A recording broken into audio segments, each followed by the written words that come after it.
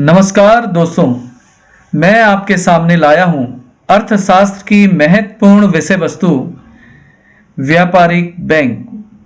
अगर आपको मेरा ये बनाया गया वीडियो पसंद आता है तो अवश्य इसे लाइक कीजिए और मेरे चैनल को सब्सक्राइब कीजिए और बेल दबा के ऑल आइकन के बटन को दबाइए।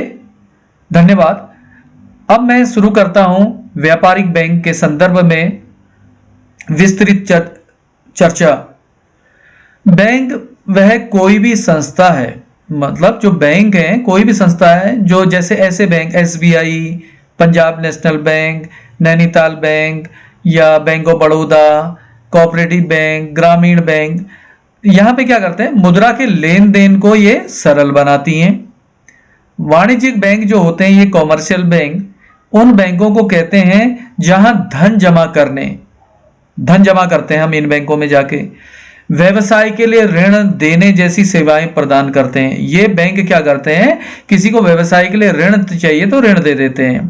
तो अतः संक्षेप में कहा जा सकता है कि वाणिज्यिक बैंक या व्यापारिक बैंक वह संस्था होती है जो लाभ कमाने के उद्देश्य से लोगों की जमाओं को स्वीकार करते हैं। तो इन बैंकों का उद्देश्य क्या होता है, कॉमर्शियल बैंक का, जहां लोग लेन देन करते हैं, अपने बैंक का पैसा जमा करते हैं तो कुछ चार्जेस काटते हैं। अगर आपको लोन चाहिए तो कुछ इंटरेस्ट लेते हैं। तो यह एक संस्था ऐसी है जो लाभ कमाने के उद्देश्य से लोगों की जमाओं को स्वीकार करते हैं तथा लोगों को जब ऋण की आवश्यकता होती है तो उन्हें उधार भी देते हैं।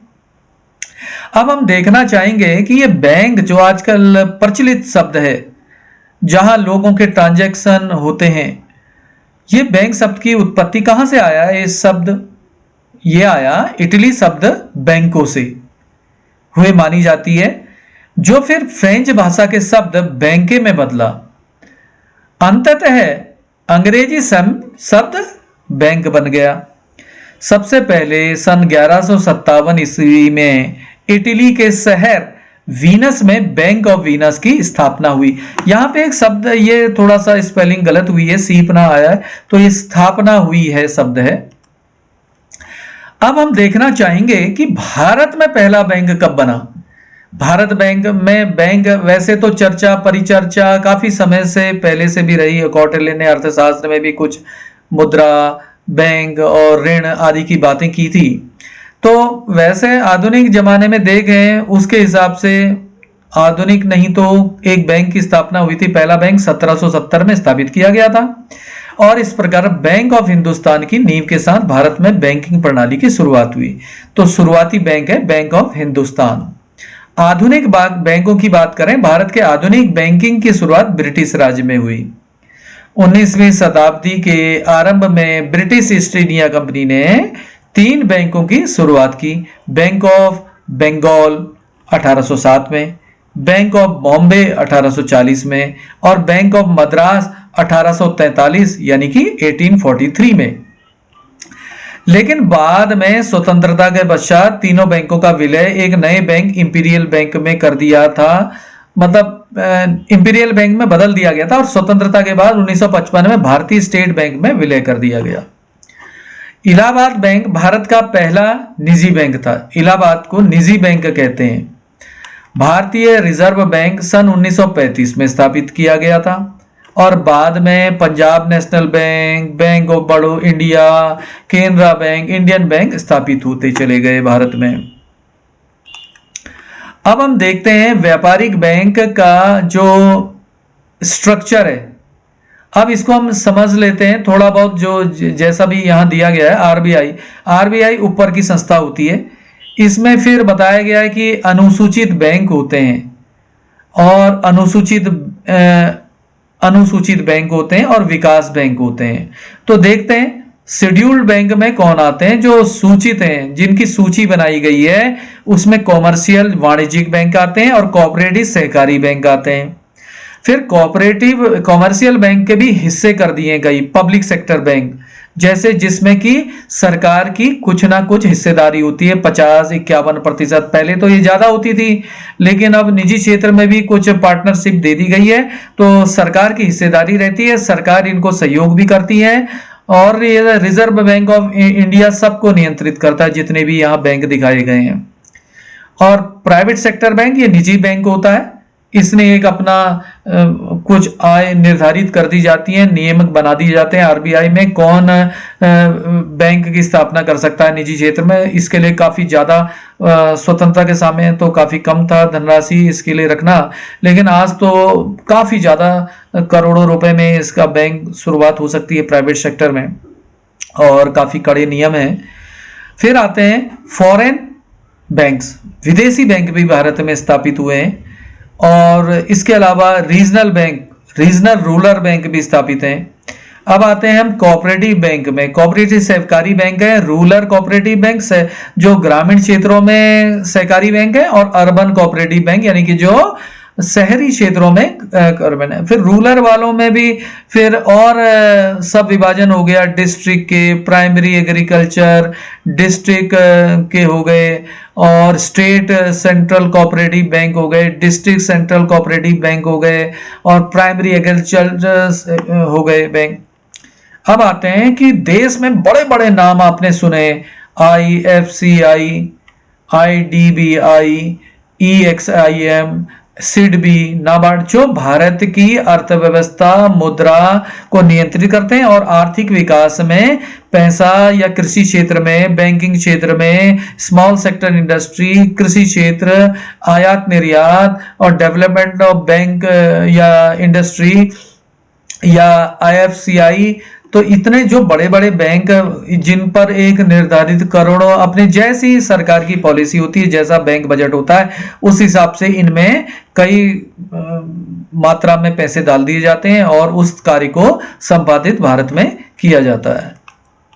अब देखते हैं कि व्यापारिक बैंक में किससे संबंधित आधुनिक या जो सर्वप्रथम हुई थी चीजें वो क्या है। First bank in India, bank of Hindustan 1770 में। First bank manage by Indians, Awadh commercial bank, by भारतीयों के द्वारा जो बनाया गया Awadh commercial bank. First bank with Indian capital, जिसमें भारतीय पूंजी लगी थी, Punjab national bank. Founder the bank is Lala Lajpat Rai, और इसके फाउंडर थे लाला लाजपत राय। और फिर first foreign bank in India, HSBC। फिर आता first bank to get ISO certificate, जिसको ISO का सर्टिफिकेट मिला, Canara bank. First Indian bank outside India, bank of India, पहला विदेश में जाकर जो बैंक बना, bank of India. First bank to introduce ATM लागू किया, HSBC ने 1987 मुंबई में। First bank to have a joint stock public bank, oldest Allahabad bank.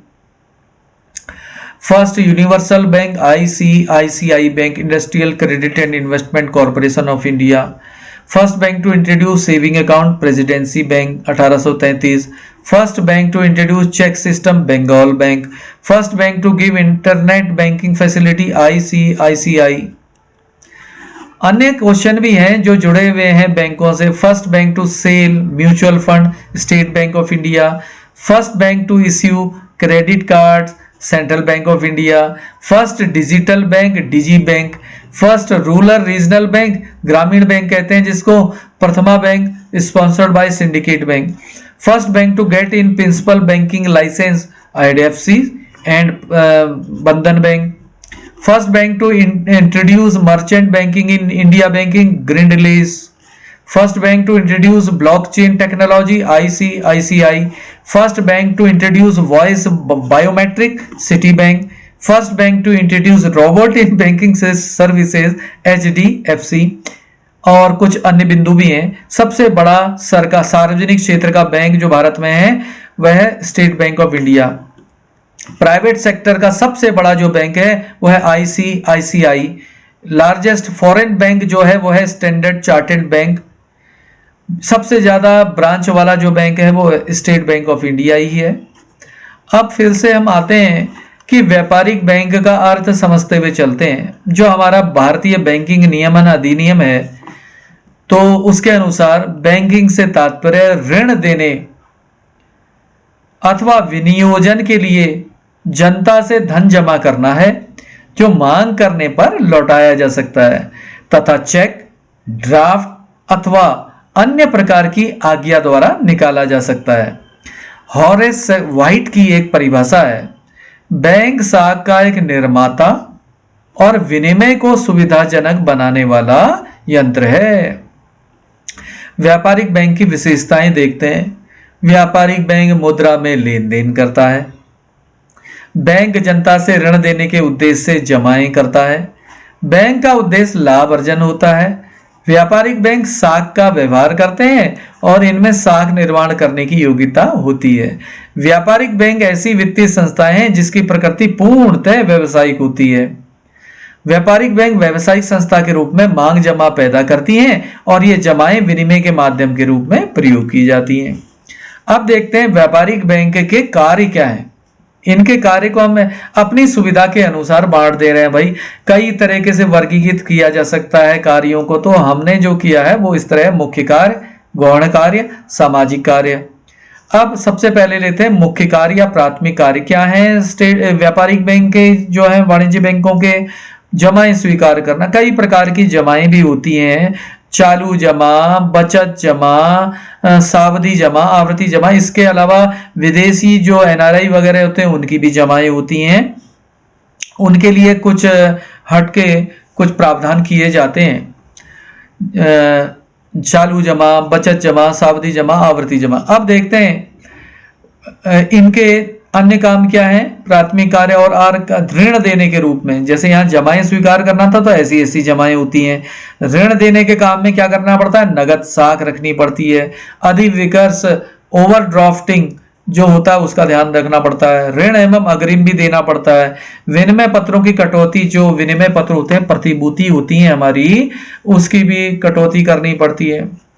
सरकारी प्रतिभूति में निवेश भी करना पड़ता है।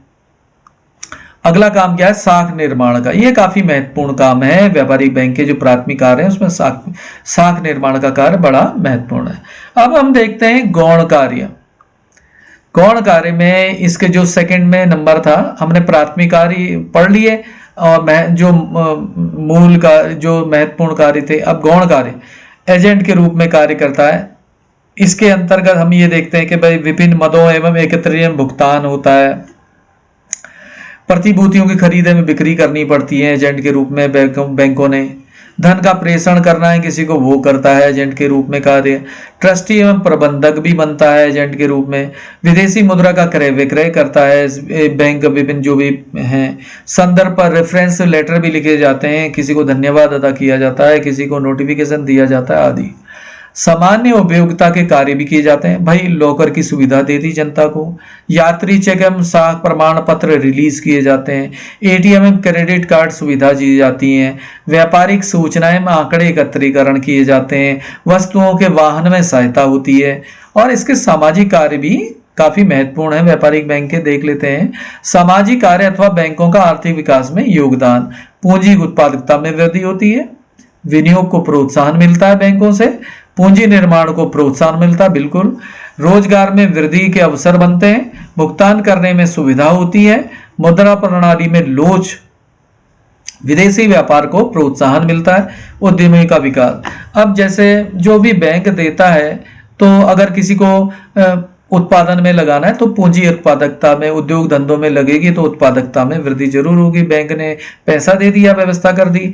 विनियोग को, इन्वेस्टमेंट के लिए प्रोत्साहन किसी को भी मिल रहा है, किसी ने कहीं भी इन्वेस्टमेंट कर रहा है तो बैंक की सुविधा होने के कारण ये प्रोत्साहन मिल रहा है। भाई आप लगाओ, विनियोग करो, आपके पास जेब में नहीं भी है तो बैंक से ले लो। लेकिन क्या है कि ब्याज चुकाना पड़ता है बैंक में। अगर उतना आदमी व्यवस्थित रूप से चले तो ये सब संभव है। पूंजी निर्माण, कैपिटल फॉर्मेशन तो होता ही है, चाहे वो ज्ञान के माध्यम से हो, पूंजी के माध्यम से हो, बिल्डिंग के माध्यम से हो, जो भी है। देश में जो निर्माण कार्य होते हैं हमारे, उसको प्रोत्साहन जरूर देता है बैंक। रोजगार में वृद्धि के अवसर आती हैं। बैंक में खुद नौकरी उत्पन्न होती है। किसी को दुकान के लिए लोन देना, उसको रोजगार मिल रहा है। कोई फैक्ट्री खोल रहा है, वहीं कहीं रोजगार उत्पन्न हो जाएंगे। भुगतान करने में बैंक के द्वारा तो सुविधा मिलती है, बिल्कुल। मुद्रा प्रणाली में लोच की जिस तरह से करना है, तेजी लानी है, मंदी लानी है, तो बैंकों से मदद ली जाती है। आरबीआई नियंत्रित करता है। विदेशी व्यापार को प्रोत्साहन भी बैंकों के सपोर्ट से जरूर मिलता है। उद्यमियों का विकास भी होता है। जो इंडस्ट्री में उद्यम करना चाहते हैं, लाभ कमाना चाहते हैं, उनको बैंक भी आर्थिक रूप से मदद देता है। व्यापारिक बैंक के जो है साख निर्माण, एक पॉइंट आया था वहां कार्य में, तो वहां हमने इस पर चर्चा की थी। व्यापारिक बैंकों द्वारा साख निर्माण होता है, तो उसको देखते हैं। आधुनिक समय में जो साख निर्माण है व्यापारिक बैंकों का आवश्यक कार्य बन गया है। जो साख है, लोगों को उधार देना। वर्तमान समय में व्यापारिक बैंक मुद्रा का केवल लेन देन ही नहीं करते, बल्कि साख का निर्माण भी करते हैं। तो शेयर्स की एक अच्छी परिभाषा है, बैंक केवल मुद्रा जुटाने वाली संस्थाएं ही नहीं है, बल्कि ये मुद्रा सृजन करता भी है। खाली पैसा जुटा दिया, लोगों का जमा कर दिया, लोगों को दे दिए जब जरूरत हुई, इसके अलावा ये क्या करता है, मुद्रा को सृजित भी करता है, ऐसा शेयर्स बोलते हैं। साख निर्माण प्रक्रिया को हम समझते हैं। प्राथमिक जमाएं लोगों की आई, अर्थात नगद जमाएं बैंकों की आई, वो हमने बैंकों में जमा कर दिया। तो अब क्या है कि जो प्राथमिक जमाएं हैं, इसको हम, इससे क्या होंगी, डेराइव्ड डिमांड्स भी उत्पन्न होंगी, अर्थात साख जमाएं उत्पन्न हो जाती हैं। बैंक भी यह उत्पन्न करके आगे की ओर लोगों को पैसा मदद के लिए दे देता है। व्युत्पन्न जमा प्राथमिक जमा परिणाम है, यही साख निर्माण है। इसको हम समझते हैं ऐसे, साख के सृजन की प्रक्रिया कैसे होती है। बैंक है, ए है, बी है, सी है, डी है। नई जमा अथवा प्रारंभिक जमा रुपए है, तो बैंक द्वारा रखी गई नगद राशि 20% है, और ऋण व्युत्पन्न जमा कितना हो रहा है ये देखते हैं। मान लिया जाए किसी एक बैंक में है, उसके पास आरबीआई से या जैसे भी है, उसको प्रारंभिक जमा उसके पास 10,000 रुपए हैं।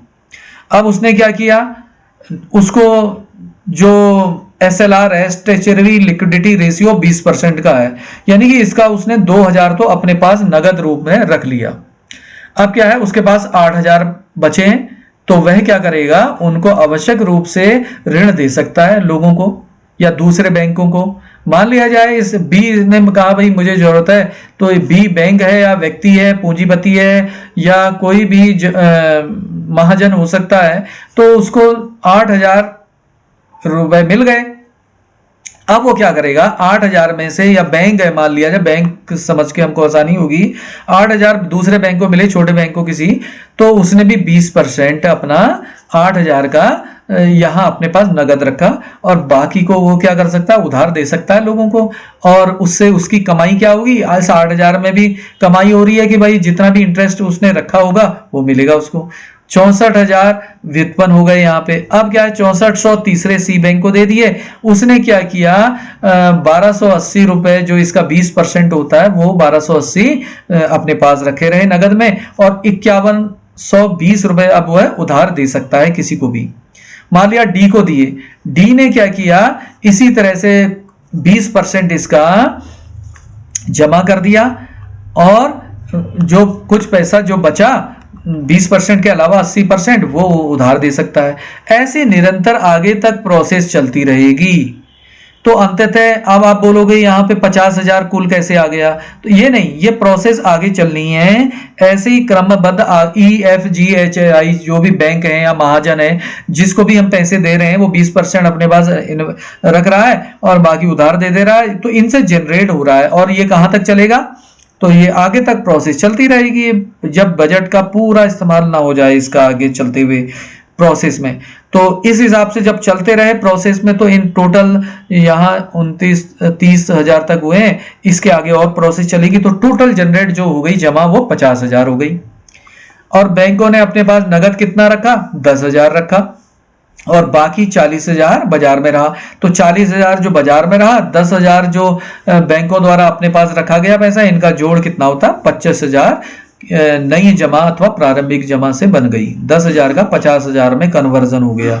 तो इसका मल्टीप्लायर, क्रेडिट मल्टीप्लायर कितना है देखते हैं, 1/, जमाओं पर नगद कोष अनुपात। तो इंग्लिश में कह सकते हैं credit multiplier is equal to 1 ratio of cash reserve to deposit. तो अगर हम साकुणक देखें, 20% का हिसाब था, तो 1/20% इज इक्वल टू 5, तो 5 गुना वृद्धि इसमें हो जाती है। तो इस तरह से जो निर्माण, साख निर्माण से सृजन की प्रक्रिया भी हुई, कैपिटल फॉर्मेशन, मुद्रा का फॉर्मेशन हुआ, और उसे कमाई भी हुई बैंक की। अब देखते हैं व्यापारिक बैंक साख निर्माण की सीमाएं कितनी है, क्या है सीमा, क्या लिमिटेशन है साख निर्माण करने में। भाई देश में मुद्रा की मात्रा तो निश्चित ही है, और उसमें कितना ज्यादा साख निर्माण किया जा सकता है, ये है। ज्यादा पैसा होगा तो ज्यादा साख निर्माण हो जाएगा, कम मुद्रा होगी तो ये सब मुद्रा की मात्रा पर निर्भर करता है। मुद्रा की तरलता का पसंदगी 20% है तो कम दिया जा सकता है साख निर्माण। तरलता पसंदगी 40% कर दी तो 60% रह जाएगा साख निर्माण करने के लिए। तो ये सब है, मुद्रा की तरलता पसंदगी के कारण भी लिमिटेशन आ जाती हैं। बैंकिंग आदतें, लोगों को लोन लेने की, उधार लेने की, इस तरह से जीवन जीने की आदत है तो यह करेंगे। अगर आदत कम है तो वहां पे साख निर्माण कम होगा। जमाओं पर नगद कोष अनुपात कितना रखा गया है, अगर ये ज्यादा होगा तो लोन कम दे पाएंगे। ब्याज दर भी निर्धारित करती है, अगर ब्याज दर ज्यादा हो जाए तो लोग बैंकों में पैसा जमा कर देंगे, और ज्यादा बैंक ले रही होगी उधार में पैसा तो कम लेंगे। बैंकों का केंद्रीय के बैंक के पास जमा, बैंकों का केंद्र के पास जमा हो जाता है, पैसा कर दिया तो लोन कम दे पाएंगे। केंद्रीय बैंक की मतलब बैंकों का केंद्रीय बैंक यानी कि रिजर्व बैंक के पास जमा कर दिया उन्होंने ज्यादा पैसा, या केंद्रीय बैंक ने ज्यादा मांगा, यहाँ बैंक शब्द आना चाहिए था केंद्रीय के बाद। बैंक जो है वाणिज्य बैंक, केंद्रीय बैंक जो रिजर्व बैंक है उसके पास अगर उन्होंने ज्यादा मांग लिया है, CRR रेशियो ज्यादा जमा हो गया तो लोन के लिए कम उपस्थित होगा पैसा। केंद्रीय बैंक की साख संबंधी नीति, जो केंद्रीय बैंक रिजर्व बैंक की साख संबंधी पॉलिसी क्या है कि वह पैसा मुद्रास्फीति की स्थिति है या मुद्रा संकुचन की स्थिति है, वो कैसा डील करना चाहती है, उसी हिसाब से व्यापारिक बैंक भी अपना निर्णय करते हैं। धन्यवाद। और आपको ये वीडियो पसंद आए तो इसे अवश्य लाइक भी कीजिए, अपना कुछ विचार भी रखिए इस चैनल के बारे में और मेरे जो बनाए गए वीडियो उसके बारे में, और चैनल को सब्सक्राइब कीजिए और बेल दबाकर ऑल आइकन को प्रेस कीजिए। धन्यवाद।